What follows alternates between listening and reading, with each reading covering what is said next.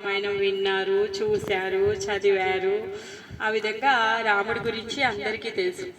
రాముడు అయోధ్యలో ఆయన యొక్క బాల్యలీలలన్నీ అక్కడే జరిగాయి. అవన్నీ మీరు చదివారు కాబట్టి నేను వాటిని ఎక్కువగా చెప్పకుండా మనం ఏవైతే ఎప్పుడైతే ఈ సృష్టి ఆరంభంలో అయితే ఇక్కడ ఒక పెద్ద రాజ్యాన్ని ఏర్పరిచారు, కానీ అక్కడ నది లేదనమాట. నది లేకపోయేసరికి వశిష్ఠుడి దగ్గరికి రాజు వచ్చి అడుగుతాడనమాట, మీరు హెల్ప్ చేయండి, ఇంత పెద్ద రాజ్యాన్ని సృష్టించాము, కానీ ఇక్కడ నివసించడానికి అంతా బాగుంది, కానీ నది లేకపోతే బాగాలేదు అనేసి అంటారు. అందుకే పెద్దవాళ్ళు ఏమంటారు, ఏ ఊర్లోదైతే నది పారుతుందో ఆ ఊర్లో బస చేయడం మంచిది అని చెప్పేవాళ్ళు. ఎందుకంటే వాటర్ ఫెసిలిటీ ఎక్కడ ఎక్కువగా ఉంటే అక్కడ పంటలు బాగా పండుతాయి, మనం హెల్తీగా ఉంటాము, సమృద్ధిగా ఉంటాము అని చెప్పేసి అలా చెప్పేవాళ్ళు. అదేవిధంగా రాజ్యం ఏర్పడింది, కానీ అక్కడ నది లేకపోయేసరికి రాజు వచ్చి వశిష్ఠుడిని అడిగితే వశిష్ఠుడు చెప్తాడనమాట. ఏమంటాడంటే, సరే నేను చెప్పినట్టుగా నువ్వు మంత్రం చెప్పి నువ్వు బాణాన్ని వెయ్యి, బాణం వేస్తే ఆ తర్వాత నేను చూసుకుంటాను అని చెప్తారనమాట. అప్పుడు రాజు సరే నేను ఆ రాజు పేరు మర్చిపోయాను. యాక్చువల్గా మన రామాయణంలో రాముడి యొక్క పూర్వ వంశ చరిత్రలో ఆ రాజు పేరు వస్తుంది. ఆ రాజు ఏం చేస్తారు అంటే బాణాన్ని వేస్తారనమాట. మరి ఆ బాణం ఎక్కడి వరకు వెళ్ళింది అంటే మానస సరోవర్. మానస సరోవరు ఇక్కడ రెండు స్టోరీస్ ఉన్నాయి. ఒక్కొక్క పురాణంలో ఒక్కొక్క కథ చెప్పబడింది. ఒక పురాణం ప్రకారము మానస సరోవర్ నుంచి ఈ జలం వచ్చింది అనేసి. మానస సరోవరం ఏంటి అంటే బ్రహ్మదేవుడు విష్ణువు కోసం తపస్సు చేశారనమాట. తపస్సు చేసినప్పుడు ఆయన మనస్సు నుంచి ఏర్పడిందే ఆ సరోవరం. ఈ రాజు బాణం వేసినప్పుడు ఆ సరోవరానికి వెళ్ళి తలుగుతుందంట. ఆ బాణం గుండా ఈ సరయూ నది మానస సరోవరం నుంచి మనం ఇప్పుడు చూస్తున్నాం, మనం వెళ్ళిన అయోధ్య వరకు ప్రవహిస్తూ వచ్చిందనమాట. ఆ సరయూ కూడా ప్రవహిస్తూ గంగాలో కలిసిపోతుంది ఇంకా ముందుకు వెళ్ళి. ఇంకొక కథ ప్రకారం ఏంటి అంటే బ్రహ్మ విష్ణువు గురించి తపస్సు చేశారు. తపస్సు చేసినప్పుడు ఎప్పుడైతే విష్ణు ప్రత్యక్షమయ్యారో అప్పుడు బ్రహ్మదేవుడు చేసిన తపస్సుకి విష్ణు చాలా మురిసిపోయాడంట. మనం కూడా మన పిల్లలు ఏదన్నా మంచి పని చేస్తే తల్లిదండ్రులు ఏ విధంగా అయితే మురిసిపోయి కళ్ళల్లో నుంచి నీళ్ళు వచ్చేస్తాయి, ఆ విధంగా బ్రహ్మ చేసిన తపస్సుకి విష్ణు మురిసిపోయి ఆయన యొక్క కంట్లో నుంచి నీరు చుక్కబడిందంట. పడితే అది బ్రహ్మదేవుడు తన కమండలంలో దాపెట్టుకున్నాడనమాట. ఆ విధంగా దాపెట్టుకొని మరి ఇంకా ఎన్ని రోజులు అలానే దాపెట్టుకుంటాడు, అందుకని చెప్పి ఆయన మనస్సు ద్వారా ఏర్పడినటువంటి ఆ మానస సరోవరంలో బ్రహ్మదేవుడి యొక్క ఆ కంటి నీటిని అందులో స్థాపితం చేశారనమాట.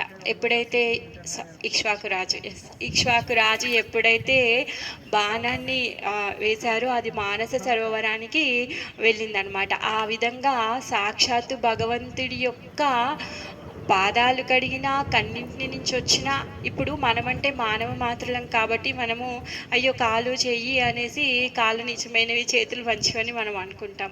కానీ భగవంతుడు ప్రతి అంగము, ఆయన శరీరంలో ఉన్నటువంటి ప్రతి అంగం కూడా చాలా ఉత్తమమైంది.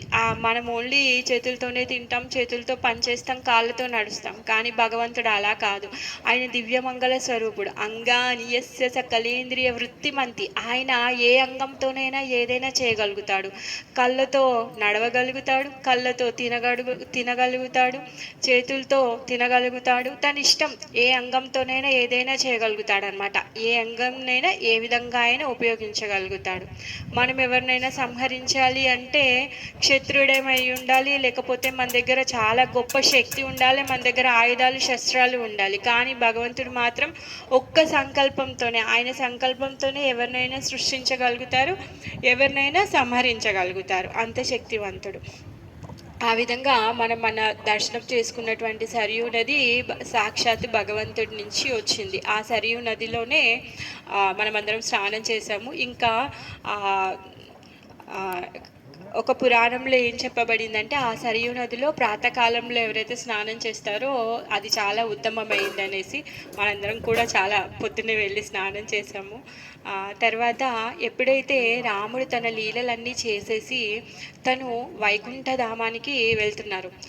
వైకుంఠాలు చాలా ఉన్నాయి. రాముడి యొక్క వైకుంఠ ధామం పేరు సాకేత ధామం. అయితే తను ఎక్కడి నుంచి అయితే వచ్చారో అక్కడికి తన స్వధామానికి వెళ్ళేటప్పుడు అయోధ్యలో ఉన్న వాళ్ళందరూ కూడా రాముడు వెళ్ళిపోతుంటే ఆయనతో పాటు వచ్చారంట. ఓన్లీ మనుషులే కాదు, పశువులు, పక్షులు, చీమలు, అన్ని ఎన్ని జీవాలు ఉన్నాయో అన్ని జీవాలు రాముడితో వచ్చారంట. మొత్తం అందరూ అయోధ్యలో ఉన్న వాళ్ళందరూ రాముడితో వచ్చారు. రాముడు ఆ సరయు నుంచి తన సాకేత ధామమైన అయోధ్యకి వెళ్ళిపోయారనమాట. తను వెళ్ళేటప్పుడు ఉన్న వాళ్ళందరినీ కూడా ఆయనతో పాటే తీసుకెళ్లారనమాట. అయితే తీసుకెళ్ళిన తర్వాత మనం స్నానం చేశాక ఎదురుగా ఒక శివుడి గుడి ఉంది, గుర్తుకుందా? అయితే శివుడు రామ భక్తుడు. అందుకే మీరు కాశీలో చనిపోతే శివుడు వచ్చి చెవిలో రామనామం చెప్తారు అనేసి విన్నారు. అవునా కదా? ఆ విధంగా శివుడు ఏం చేస్తూ ఉంటాడంటే అనుక్షణం ప్రతి క్షణం తను రామనామాన్ని జపం చేస్తూ ఉంటాడు. అందుకే ఆయన చేతిలో జపమాల ఉంటుంది చూడండి, అక్షమాల ఉంటుందన్నమాట. ఆయన ఎప్పుడు ఏం చేస్తూ ఉంటారు? రాముడి యొక్క నామ జపాన్ని చేస్తూ ఉంటారనమాట. శివుడు అక్కడ ఉన్నారు, అయోధ్యలో ఉన్నారు, కనిపించట్లేడంట రాముడు. కనిపించకపోయేసరికి శివుడు చాలా ఆందోళన పడుతున్నాడు, బాధపడుతున్నాడు. నా స్వామి ఎక్కడికి వెళ్ళిపోయాడు అని చెప్పేసి సరియు మీద చాలా కోపం వచ్చిందంట. సరియు మీద కోపం వచ్చి నీ వల్లే రాముడు వెళ్ళిపోయాడు, అంత కారణం నువ్వే అని చెప్పేసి సరియుని చెప్పిస్తాడంట. నీ వల్ల ఇలా అయిపోయింది, ఇంకా అసలు నీలో ఎవరు స్నానం చేయరు అనేసి చెప్పించగానే అప్పుడు సరియు వచ్చి పాదాల మీద పడి అంటుందంట, కరెక్టే నాయన, రాముడు వెళ్ళిపోయాడు, కానీ దీంట్లో నా దోషం ఏముంది? నేనేం చేయను? రాముడిని నేను రమ్మన్నానా, నేను వెళ్ళమన్నానా? నీకెంత బాధ అవుతుందో నాకు అంతే బాధ అవుతుంది. రాముడు రోజు ఇక్కడ తిరుగుతాడే, ఆ రామనామం వినిపిస్తుంది. రాముడు ఇక్కడి నుంచి తిరుగుతుంటే ఆయనకు తగిలిన గాలి నాకు తగులుతుంది. నీకెంత బాధ ఉందో నాకు లేదని తను బాధపడుతుందంట. అప్పుడు ఒక క్షణం శివుడాగి అయ్యయ్యో ఏంటి ఇలా అయిపోయింది కదా అనేసి మళ్ళీ తర్వాత వరం ఇస్తాడనమాట. ఎవరైతే సరయులో స్నానం చేస్తారో వాళ్ళు అన్ని తీర్థాల్లో స్నానం చేస్తే ఎంతైతే పుణ్యం వస్తుందో ఆ పుణ్యం వస్తుంది అని, రాముడి యొక్క ప్రేమ కలుగుతుంది అని చెప్పేసి మళ్ళీ సరియు అమ్మకి శివుడు వరం ఇస్తారనమాట. తర్వాత మళ్ళీ మనం ఎక్కడికి వెళ్ళాము అంటే కనక్ భవన్కి వెళ్ళాం. కనక్ భవన్ అంటే గోల్డ్. అది ఎప్పుడైతే సీతమ్మ వారు ఫస్ట్ పెళ్లి చేసుకోగానే అత్తగారింటికి వస్తుందో, వచ్చిన తర్వాత కైకేయి అమ్మవారు కొత్త కోడలికి గిఫ్ట్గా ఇస్తుంది అనమాట. అది గోల్డెన్ ప్యాలెస్. కాకపోతే మనం రాను అందరూ ఏమంటారు, ముస్లిమ్స్ అందరూ దాడులు చేయగా చివరికి మట్టి గోడలే మిగిలాయి. మనకి బంగారం చూడడానికి కూడా లేదు. కాకపోతే ఆ భూమి ఏదైతే ఆ స్థలం ఉందో ఆ స్థలంలో ఉన్నటువంటి మహత్యం ఏదైతే ఉందో అది మనం అనుభూతి పొందగలుగుతాం. ఎప్పుడు అనుభూతి పొందగలుగుతామంటే అక్కడికి వెళ్ళి భగవంతుని భక్తితో ఎప్పుడైతే సేవించగలుగుతామో, భగవంతుని దేవాది దేవుడిగా ఎప్పుడైతే స్మరించగలుగుతామో అప్పుడు మనకు ఆ భూమిలో ఉన్నటువంటి ఏదైతే ఆధ్యాత్మికత ఉందో, ఆ ప్రదేశంలో ఉన్నటువంటి ఆధ్యాత్మికత ఏదైతే ఉందో అప్పుడు మనం అనుభూతి పొందగలుగుతాము. అలా కాకుండా ఊరికే వచ్చామా వెళ్ళామా అయిపోయింది, అలా ఎగ్జిబిషన్కి వచ్చినట్టు వెళ్ళిపోయాము అంటే మనం అక్కడ ఉన్నటువంటి లాభాన్ని పొందలేమన్నమాట. తర్వాత దశరథ్ మహల్కి వెళ్ళాము. దశరథ్ మహల్ వచ్చేసి దశరథుడు కౌసల్య ఇద్దరు ఉండేవాళ్ళు, అది ఆయన ప్యాలెస్. దశరథ్ మహల్లో మీరు దర్శనం చేసుకున్నారు కదా, 3 సెట్ ఆఫ్ సీతారాములు ఉన్నారు. అయితే ఫస్ట్ ఎడమ చేతి వైపు నుంచి చూస్తే రాముడు చాలా బుగ్గలు వేసుకొని ఉంటాడు, మంచిగా తెల్లగా మెరిసిపోతున్నాడు, చెబ్బి చిక్స్తో ఉన్నాడు. అప్పుడు కొత్త పెళ్లి కొడుకుగా ఉన్నాడు. మళ్ళీ తర్వాత ఇంకొక రాముడేమో చామన్ ఛాయలో ఉన్నాడు, బక్క చిక్కిపోయాడు. ఇంకొక రాముడు మొత్తానికి నల్లగా అయిపోయాడు, ఇంకా చెంపలు బాగా పొడుగు అయిపోయాయి, మొత్తంకి ఇంకా బక్కగా అయిపోయాడు అనమాట. ఒకసారి అలానే ఫస్ట్ టైం వచ్చినప్పుడు అక్కడున్న పూజారి చెప్పారనమాట. కొత్త పెళ్లి కొడుకు వచ్చినప్పుడు రాముడు ఇలా ఉండే, సీతమ్మని పెళ్లి చేసుకొని వచ్చినప్పుడు తర్వాత వనవాసానికి వెళ్ళి తర్వాత తిరిగి వచ్చేసరికి ఇలా అయిపోయారు. అందుకనే ఆ రాముడు పడిన కష్టము, ఆయన ఏ విధంగా అయితే మార్పు చెందాడో అందరూ దర్శనం చేసుకోవాలి అని చెప్పేసి ఈ విధంగా ఒక్కొక్క కాలంలో ఒక్కొక్క రాజు, ఒక్కొక్క భక్తుడి కోరిక వల్ల రాముడు మళ్ళీ అలాంటి రూపంలో వచ్చారు. అందుకే ఆ విధంగా విగ్రహాలు ఉన్నాయి అనేసి చెప్పారనమాట. మళ్ళీ మనం వచ్చేటప్పుడు భరత్ మిలాప్కి వెళ్ళాం. భరత్ మిలాప్ ఎప్పుడైతే రాముడు వనవాసం తీసుకొని చిత్రకూటికి వెళ్ళిపోయాడో, చిత్రకూటికి వెళ్ళిపోయిన తర్వాత భరతుడు వస్తాడు అమ్మమ్మ వాళ్ళ ఇంటి నుంచి. వచ్చిన తర్వాత అన్న దగ్గరికి వెళ్ళి, మీరు తిరిగి రండి, అయోధ్యను మీరే ఏలుకోండి, నాకొద్దు అనేసి చెప్తాడు. అప్పుడు రాముడు ఏమంటారు, లేదు లేదు, నేను నాన్నకు మాట ఇచ్చాను కాబట్టి నేను అడవికి వెళ్తాను, నువ్వు రాజ్యాన్ని చూసుకో అనేసి చెప్తారు. అప్పుడు భరతుడు ఏమంటాడు, లేదు, ఆ రాజ్యం ఎప్పటికైనా నీదే, అందుకే మీ పాదుకలు ఇవ్వండి, మీకు ప్రతీకగా, మీకు రిప్రజెంటేటివ్గా మీ పాదుకలే ఈ అయోధ్యని వేలుకుంటాయి కాబట్టి మీ పాదుకలు ఇవ్వండి అనేసి చెప్తాడు. అలానే రాముడి యొక్క పాదుకలను చిత్రకూటి నుంచి మనం చిత్రకూటికి వెళ్తే అక్కడ రాముడు ఇంకా భరతుడు కలిసిన ప్లేస్ ఉంటుంది, వాళ్ళ పాదాల అచ్చులు కూడా ఉంటాయన్నమాట అక్కడ. అక్కడి నుంచి పాదుకలు తీసుకొని వస్తాడనమాట.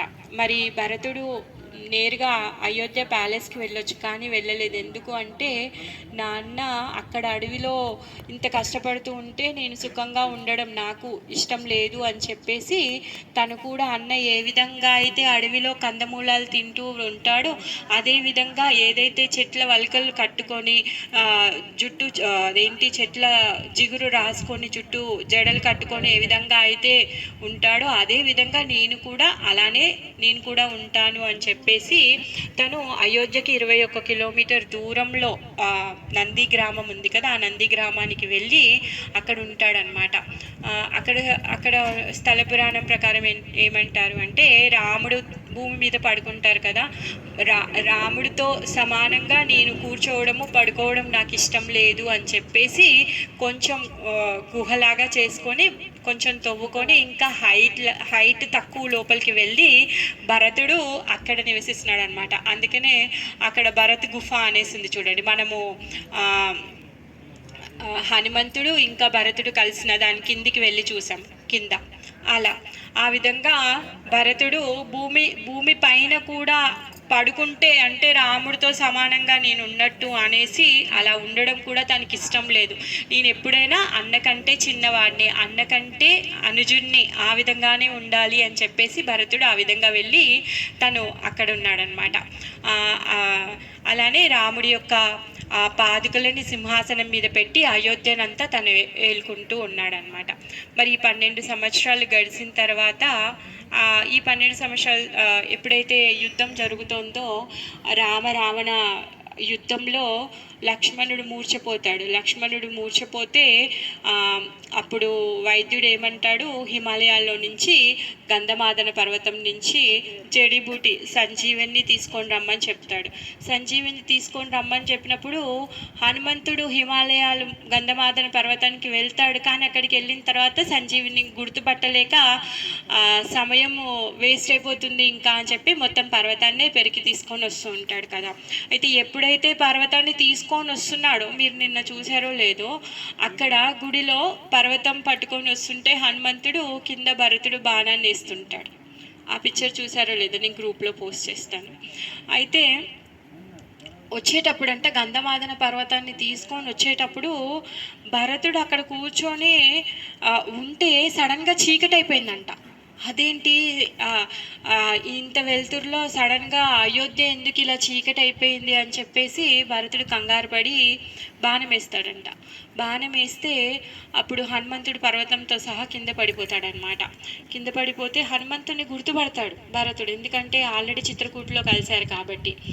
అప్పుడు భరతుడు హనుమంతుడితో మాట్లాడి, ఏంటి నువ్వేం తీసుకెళ్తున్నావు, ఏం సంగతి అంటే హనుమంతుడు అంటారు, ఇలా యుద్ధం జరుగుతోంది, సీతమ్మ వారిని ఎత్తుకెళ్ళారు, ఇలా అయ్యింది. ఎందుకంటే ఇక్కడ భరతుడికి అవన్నీ విషయాలు తెలియదు. సో ఇలా అయింది. ఇప్పుడు యుద్ధం జరుగుతోంది. లక్ష్మణుడు ఇప్పుడు ప్రాణ సంకటంలో ఉన్నాడు, తను మూర్ఛపోయాడు. అదే విధంగా శివుడు ఎంత బిజీగా ఉన్నాడంటే రామనామం చెప్పడంలో, మనం వెళ్ళి ఆయన దగ్గరికి వెళ్ళి, నాయనా నాకు ఇల్లు కావాలి, నాయనా నాకు ఉద్యోగం కావాలి, నాయనా నాకు పెళ్ళి కావాలి, నాయనా నాకు పిల్లలు కావాలి అంటే ఆయన ఎంత బిజీగా ఉన్నాడంటే, ఆయన రామనామం చెప్పడంలో అంత బిజీగా ఉండి, సరే పో తీసుకో, సరే తీసుకో, సరే తీసుకో అని అలా మన కోరికలన్నీ ఆ విధంగా తను తీర్చేస్తూ ఉన్నాడు అనమాట. అందుకే ఆయన ఆశతోషుడు. మరి శివుడి దగ్గరికి వెళ్ళి ఇవన్నీ అడుగుతున్నాం, ఓకే, మరి వీటితో మన నిజమైన ఏమంటారు జీవిత లక్ష్యాన్ని మనం పొందగలుగుతామా? నిజంగా మనం కోరుకున్నటువంటి ఈ కోరికలతో మనం నిజంగానే సుఖపడతామా? మనకి నిజంగానే శాశ్వతమైన ఆనందం పొందుతామా? పొందము. అందుకే శివుడికి ఇష్టం లేదు ఇవ్వడం. కాకపోతే వీళ్ళు ఊరికే వచ్చి డిస్టర్బ్ చేస్తూ ఉన్నారు, సరే వాళ్ళకి ఇచ్చేద్దాము, ఇవి తీసుకొని తర్వాత ఒక రోజుకి మళ్ళీ తిరిగి వస్తారు కదా అనేసి ఆయన ఆ ఉద్దేశంతో ఇస్తూ ఉంటాడనమాట. మరి మనం అనుకున్నట్టుగా సంపాదన లేకపోతే ఉద్యోగము, పెళ్ళి, పిల్లల వల్ల మనకేమైనా నిజమైన ఆనందం దొరుకుతుందా? దొరకదు. ఏది ఉన్నా ఈ మెటీరియల్ వల్ల మనము చివరికి బాధపడాల్సిందే. మరి నిజమైన ఆనందం ఎప్పుడు దొరుకుతుంది అంటే శివుడే చెప్తున్నాడు. ఏం చెప్తున్నారు అంటే, ముక్తినిచ్చేవాడు ముకుందుడు. ఎప్పుడైతే ఆ ముకుందుడి యొక్క పాద సేవ చేస్తారో, ఆ ముకుందుని గురించి ఎవరైతే భజన చేస్తారో, ఆయన భక్తి చేస్తారో అప్పుడు నిజమైన ఆనందాన్ని పొందుతారు అనేసి శివుడే చెప్తున్నాడు అనమాట. మరి శివుడు ఎక్కడున్నాడు? కైలాస పర్వతం మీద ఉన్నాడు. అఫ్కోర్స్ కాశీ తనకి చాలా ఇష్టమైన ప్రదేశం, ఎందుకంటే కాశీ చాలా అందమైన ప్రదేశం. అక్కడ గంగా నది ఉంది. గంగా శివుడి యొక్క ఫేవరెట్ తీర్థస్థలం. అందుకే ఎందుకు విష్ణు పాదం నుంచి వచ్చింది కాబట్టి ఆ విష్ణు పాద జలాన్ని ఆయన తల మీద పెట్టుకొని ఆయన పూజిస్తున్నాడు, రామనామాన్ని జపిస్తున్నాడు, ఎప్పుడూ భాగవతాన్ని చెప్తూ ఉంటాడు. కైలాసంలో కూర్చొని శివుడు భాగవతం చెప్తూ ఉంటే నారదుడు, తర్వాత సనక సనందనాది మునులు, గొప్ప గొప్ప ఋషులు అందరూ కూడా కూర్చొని వింటూ ఉంటారనమాట. అంతగా ఆయన భగవంతుడి భక్తిలో మునిగిపోయి ఉన్నాడు. అందుకే అక్కడ గంగ పారుతూ ఉంది. అక్కడ బిందు మాధవ్ అనే క్షేత్రము ఉంది. అక్కడ శివుడు ఇంకా కేశవుడికి చాలా, విష్ణువుకి చాలా దగ్గరగా ఉండొచ్చు అని చెప్పేసి శివుడు కొన్ని రోజులు కాశీకి వచ్చి నివసిస్తాను అని చెప్పేసి వస్తారనమాట.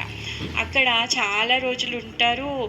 పార్వతీ అమ్మ కూడా వచ్చి ఉంటుంది. తర్వాత పార్వతీ అమ్మ అంటుంది, లేదు ఇంకా చాలు, వేరే కొత్త ప్రదేశానికి వెళ్దాము అంటే శివుడు చెప్తారు, లేదు లేదు నేను ఇక్కడే ఉంటాను శాశ్వతంగా అనేసి చెప్తారు. అందుకే కాశీ వచ్చేసి చాలా ఏమంటారు ప్రధానమైన క్షేత్రంగా చెప్తారు. జ్యోతిర్లింగాల్లో కూడా ప్రధానమైంది. అక్కడున్న లింగం కూడా చాలా ప్రధానమైంది, చాలా మహత్వమైంది అనేసి చెప్తారనమాట. ఎందుకంటే శివుడు అక్కడ సాక్షాత్ అక్కడ ఉంటాడు కాబట్టి. మరి శివక్షేత్రము ముక్తిని ప్రసాదించే క్షేత్రము అని ఎందుకు అంటారు అంటే, అక్కడ ఎవరు చనిపోయినా, మనుషులే కాదు, చీమ, దోమ, పంది, నక్క, ఏ జీవమైనా సరే, ఏ జీవం చనిపోయినా కూడా శివుడు వాళ్ళ చెవులో వచ్చి రామనామాన్ని చెప్తాడనమాట. అక్కడ పొలిమేరు లోపల చనిపోయినప్పుడు చనిపోయిన మనిషి ఒక్క తల రైట్ సైడ్ కుడి చెవు పైకి లేచి ఉంటుందంట. ఏ జీవి అయినా సరే ఆ కుడి చెవు పైకి పడుకున్న శవానికి, ప్రతి శవానికి పరీక్షించి చూస్తే కంపల్సరీ ఆ శవం యొక్క కుడి చెవు పైకి లేచి ఉంటుందంట. ఎందుకంటే సాక్షాత్తు శివుడు వచ్చి రామనామాన్ని చెప్తాడు కాబట్టి. అందుకే ముక్తి ప్రధాన క్షేత్రము అనేసి అంటారనమాట. అక్కడ గంగా నదితో పాటు వారణాసి అనే పేరు వచ్చింది. ఎందుకు అంటే వారణ అనే నది ఇంకా కాశీ అనే నది, ఈ రెండు నదులు కూడా గంగలో కలిసాయి కాబట్టి ఆ క్షేత్రాన్ని వారణాసి అని కూడా అంటారనమాట.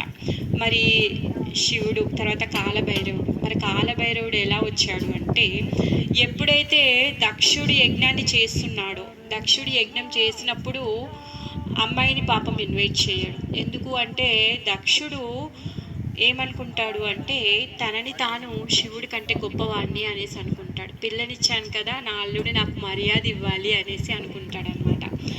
అంతకుముందు ఒక యజ్ఞంలో పాపం మామ వస్తే అల్లుడు లేచి నించోలేదని కోపం పెట్టుకొని ఆ కషితో శివునికి శపిస్తాడు, యజ్ఞ భాగం ఇవ్వను అని చెప్పేసి. ఎందుకంటే శివుడి యొక్క నిజమైన ఐశ్వర్యాన్ని దక్షుడు చూడలేడు. దక్షుడు ఏ రూపాన్ని చూస్తున్నాడు? శివుడు జంతు చర్మాన్ని కట్టుకొని శ్మశానంలో ఉన్నటువంటి బూడిదని పూసుకొని ఆ కపాల మాలని వేసుకొని తిరుగుతూ ఉంటాడు. ఆ రూపాన్ని తను చూస్తున్నాడు, కానీ శివుడి యొక్క నిజమైన స్వరూపాన్ని తను చూడలేకపోయాడనమాట. దక్షుడికి సతీదేవి అంటే చాలా ఇష్టం, గారాల పట్టి. ఆమెని శివుడికి ఇచ్చి పెళ్లి చేయడం ఆయనకి ఇష్టం లేదు. కాకపోతే బ్రహ్మ చెప్తాడు, తండ్రి చెప్తాడు అని చెప్పేసి తండ్రి మాట కాదనలేక కూతురునిచ్చి పెళ్లి చేశాడు. పెళ్లి చేసిన తర్వాత ఏమనుకుంటాడంటే, సరేలే ఇప్పుడు నా కూతురునిచ్చి పెళ్లి చేస్తాడు కదా, తను అంగీకరించాడు, పెళ్లి చేసుకున్నాడు కదా, ఇప్పుడు నాకు గౌరవిస్తాడు అనేసి తిని అనుకుంటాడనమాట. కాకపోతే శివుడు ఎవరి పట్ల ఎక్కువ తక్కువ ఆయనకు ఆ దృష్టే లేదు. అందరూ సమానమే. ప్రతి ఒక్కరి హృదయంలో పరమాత్మ రూపంలో ఉన్న విష్ణు యొక్క దర్శనాన్ని తను చేసుకుంటూ ఉంటారు. ఎప్పుడూ ఆ రామనామాన్ని జపిస్తూ ఉంటారు. తను ఎవరైనా అవమానిస్తున్నారు, లేకపోతే ఎవరైనా పిలిచారు, ఎవరైనా పిలవలేదు, వీటన్నింటితో తనకి సంబంధమే లేదు. మరి ఎప్పుడు అలాంటి ఉత్తమమైన స్థితిలో ఉంటాడు తను. మామ వచ్చింది కూడా తెలియదు తనకి ఆ సభలోకి, ఆయన వచ్చింది కూడా తెలీదు, ఆయనను చూడలేదు. ఆయన కళ్ళు మూసుకొని భగవంతుడిని స్మరిస్తూ ఉన్నాడు. కానీ అంతలోకే దక్షుడు వచ్చాడు, అల్లుడు లేవలేదు అంటాడనమాట. సరే లేచి నించోకపోయాడు, కనీసం నాకు వందనాలైనా చెప్పలేదు, కనీసం వెల్కమ్ చెప్పాలో లేకపోతే గుడ్ మార్నింగో గుడ్ ఆఫ్టర్నూన్ కూడా చెప్పలేదు. ఆయనకి ఎంత పొగరు, ఎంత కండకావరం, అసలు ఆయనకి ఏముందని, ఆయన రూపం ఏముంది, కనీసం ఇల్లు కూడా లేదు, చెట్టు కింద బ్రతుకుతాడు.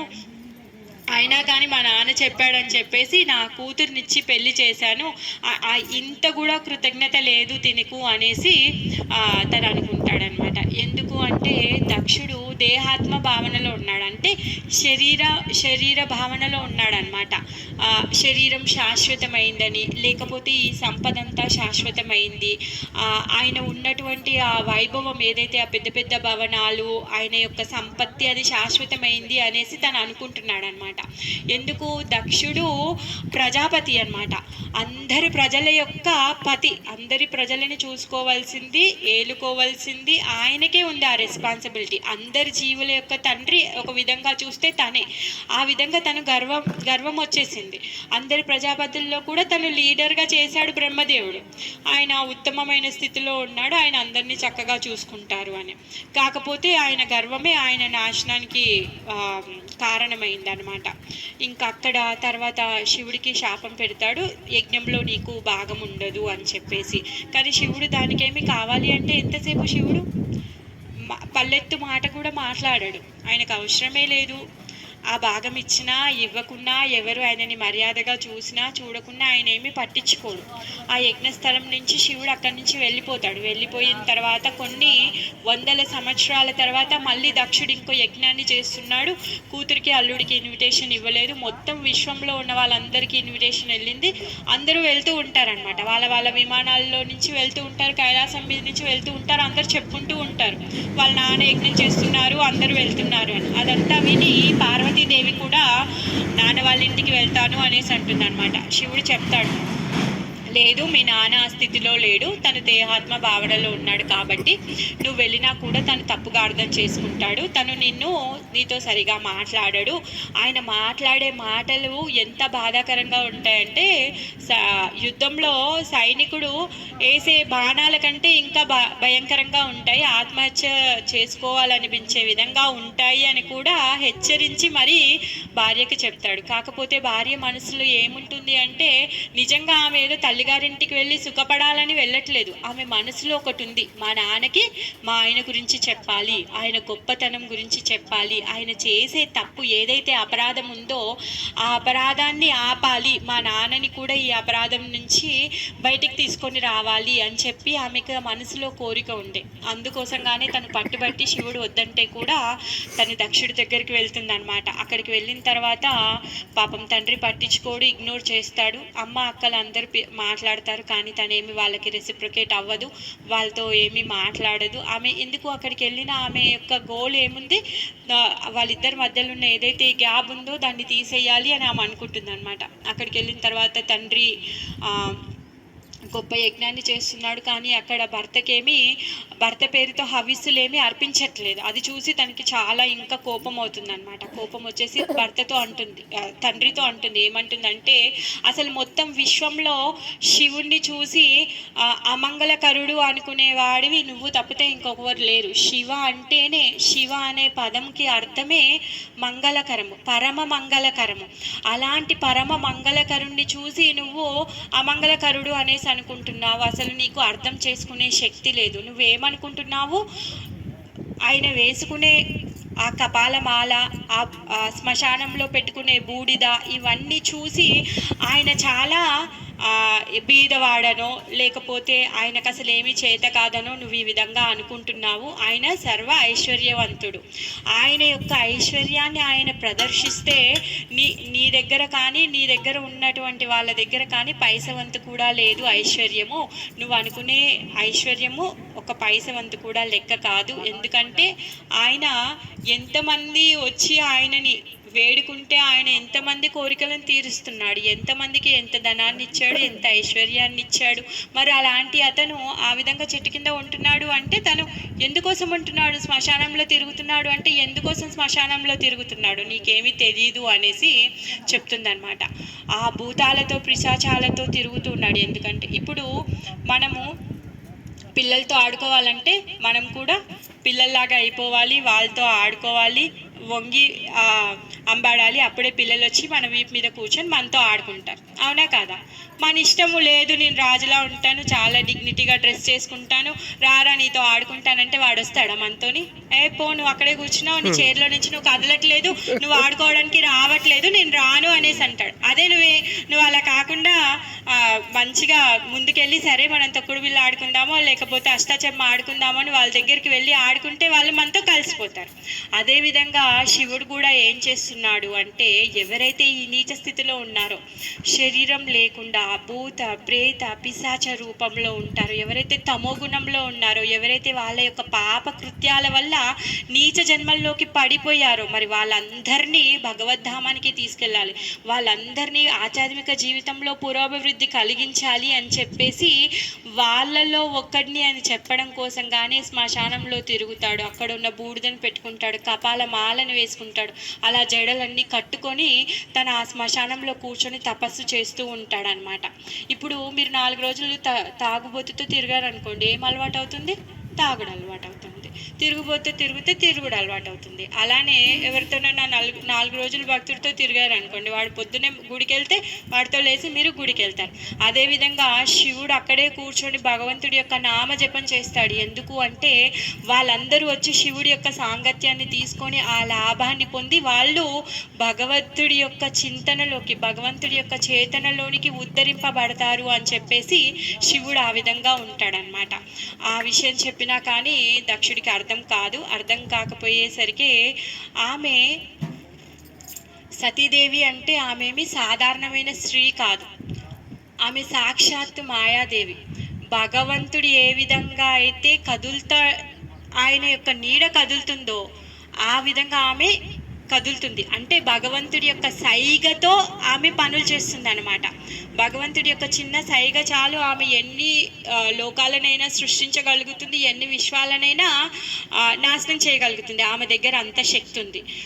అలాంటి శక్తి కలిగిన ఆమె తండ్రిని చంపడం పెద్ద పెద్ద పనేం కాదు, జస్ట్ ఆమె తలుచుకుంటే చాలు ఆయన చచ్చిపోతాడు.